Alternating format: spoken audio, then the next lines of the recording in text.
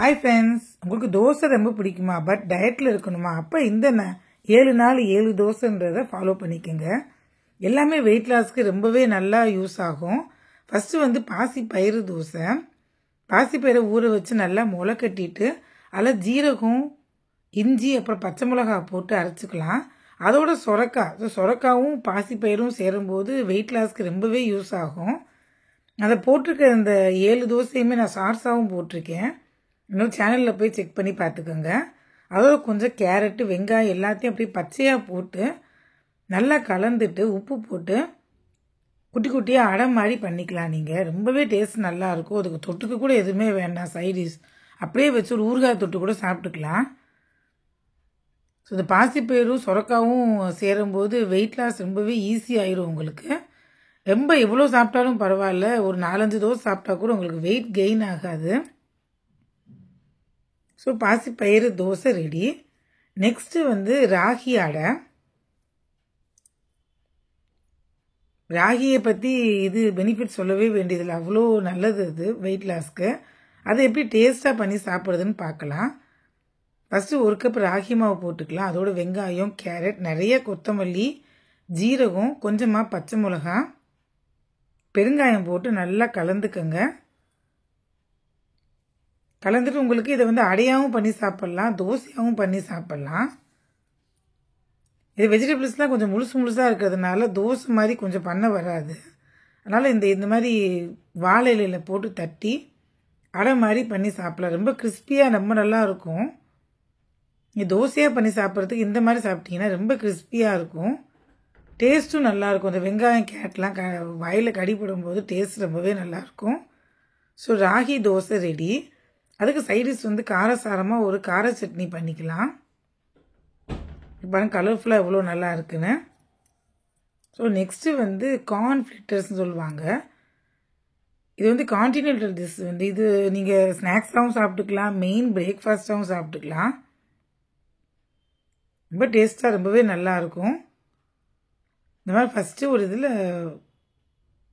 Spring onion இருந்தால் போட்டுக்கோங்க. Taste கொஞ்சம் வித்தியாசமாக நல்லாயிருக்கும். ஆனியன், அப்புறம் கொத்தமல்லி இதெல்லாம் போட்டுக்கலாம். கார்ன் நிறையா போட்டுக்கலாம். கொஞ்சமாக 2 ஸ்பூன் மைதா, 1 ஸ்பூன் அரிசி மாவு போட்டுக்கோங்க. அதோட சில்லி ஃப்ளேக்ஸ், ஆரிகானோ, பெரி பெரி மசாலா போட்டுக்கோங்க. டேஸ்ட் ரொம்பவே டிஃப்ரெண்ட்டாக இருக்கும். இல்லாட்டி மேகி மசாலா போட்டுக்கலாம். உப்பு போட்டு நல்லா கலந்துக்கலாம். இதையுமே குட்டி குட்டியாக இதில் தோசை தவாவில் போட்டு அடை மாதிரியோ தோசை மாதிரியோ போட்டு எடுத்துக்கலாம்.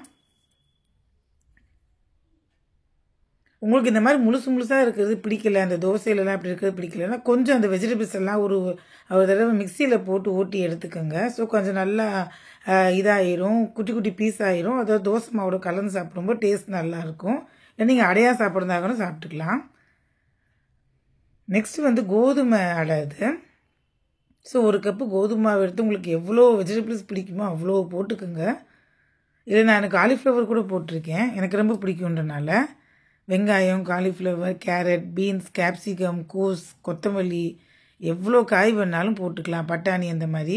கொஞ்சமாக சாட் மசாலா, கொஞ்சம் தனியா பவுடர், உப்பு எல்லாம் போட்டு நல்லா கலந்துக்கோங்க. இதுவுமே இந்த மாதிரி அடை மாதிரி குட்டி குட்டியாக தட்டி எடுக்க வேண்டியது தான். இந்த மாதிரி டைரெக்டாக தோசைக்கல்லில் போட்டு எடுத்துக்கலாம். அதெல்லாம் இல்லாட்டி வாழை இலையில், பட்டர் பேப்பரில் இதில் வேணால் போட்டுக்கலாம். உங்களுக்கு எது வசதியாக இருக்கோ அப்படி பண்ணிக்கோங்க. இப்படி தான் பண்ணணும்லாம் கிடையாது.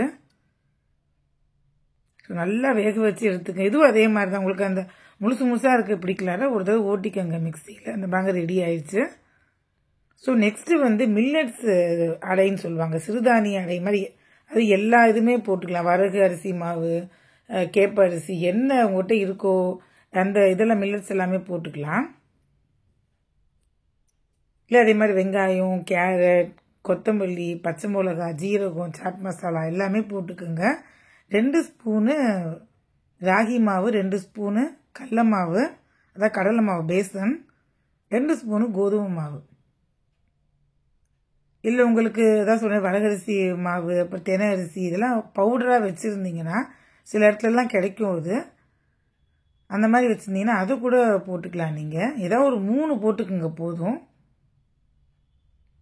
இந்த மாதிரி குட்டி குட்டியாக அடை வார்த்து சாப்பிட்டுக்கலாம். மேலே கொஞ்சம் பன்னீர் போடுங்க. ஸோ ஹை ப்ரோட்டீன் தோசை இது.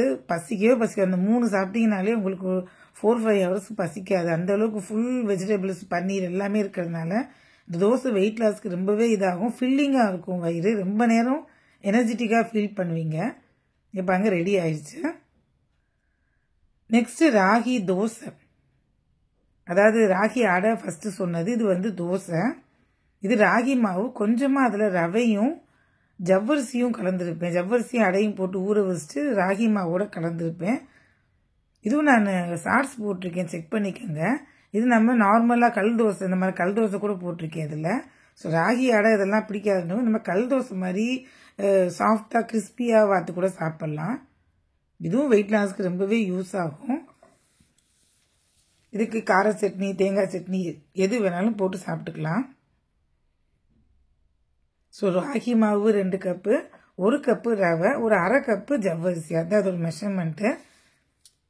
ஜவ்வரிசியை மட்டும் ஒரு 1 ஹவர் ஊற வச்சுட்டு எல்லாத்தையும் சேர்த்து மொத்தமாக மிக்சியில் அரைச்சிட்டிங்கன்னா உடனே அது வாத்துடலாம். ரொம்ப டேஸ்ட்டாக நல்லாயிருக்கும். இப்போ அங்கே கல் தோசை எவ்வளோ கிறிஸ்பியாக இருக்குன்னு.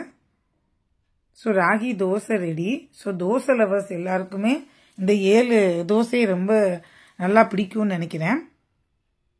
ஏன்னா டயட்னாலுமே எல்லாருமே என்ன நினச்சிப்பாங்க, 2 இட்லி சாப்பிட்ணும், சப்பாத்தி சாப்பிட்ணும் அப்படின்னு தான் நினைப்பாங்க. பட் அதை தாண்டி இவ்வளோ விஷயங்கள் சாப்பிட்றதுக்கு இருக்குது. டேஸ்டியாக ரொம்ப நல்லாவே வயிறு ஃபில்லிங்காக சாப்பிட்றதுக்கு நிறைய டிஷ்ஷஸ் இருக்குது. ஆல்ரெடி நான் போட்டிருக்கேன் ஒரு 7 டயட் இதுன்னு சொல்லி 7 days 7 டயட் ஐட்டம் சொல்லி போட்டிருக்கேன். அதையும் செக் பண்ணி பார்த்துங்க. நான் கீழே கொடுக்குறேன் டிஸ்கிரிப்ஷனில். இது ரவை ரொட்டி. இதே ரவை 2 கப்பு எடுத்துக்கிட்டு எல்லா வெஜிடபிள்ஸும் போட்டுக்குங்க. இதுக்கு ஒரு தனியாக ஒரு சட்னிமாக அரைக்கணும். பச்சை மிளகாய், இஞ்சி, ஜீரகம், கொத்தமல்லியெல்லாம் போட்டு அரைச்சி அதோடு கலந்துக்குங்க. இது ரொம்பவே டேஸ்ட்டாக இருக்கும் இந்த ரவா ரொட்டி. இதோட 10 நிமிஷம் ஊற வச்சுக்கலாம். அப்புறமா இந்த மாதிரி இதில் இலையில தட்டியோ இல்லை டேரெக்டாக நீங்கள் கல்லிலே கூட தட்டிக்கலாம், உங்கள் இஷ்டம். பட்டர் பேப்பரில் எதுலேயும் தட்டி எடுத்துக்கலாம். ரொம்ப டேஸ்ட்டாக நல்லாயிருக்கும். இதுக்கு எந்த சட்னி வேணாலும் நீங்கள் போட்டு சாப்பிட்டுக்கலாம். ஸோ டெய்லி ஒரு தோசை பண்ணி சாப்பிட்டுடலாமா? சப்ஸ்கிரைப் பண்ணிக்கோங்க, லைக் பண்ணிக்கோங்க, ஷேர் பண்ணிக்கோங்க. தேங்க்ஸ் ஃபார் வாட்சிங்.